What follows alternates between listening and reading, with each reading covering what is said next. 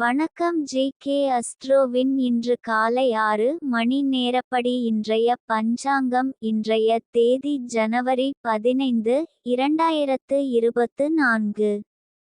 இன்றைய கிழமை திங்கள். இந்நாளிற்கான ராசி கும்பம். இந்நாளிற்கான நட்சத்திரம் சதயம் 4ஆம் பாதம். இன்றைய திதி பஞ்சமி. இன்றைய யோகம் வரியான். இன்றைய கரணம் பவம். இன்றைய ராசி கடகம் ராசிக்கு சந்திராஷ்டம ராசியாகும். கும்பம் ராசியின் இன்றைய திதி சூன்ய ராசிகள் மிதுனம், கன்னி.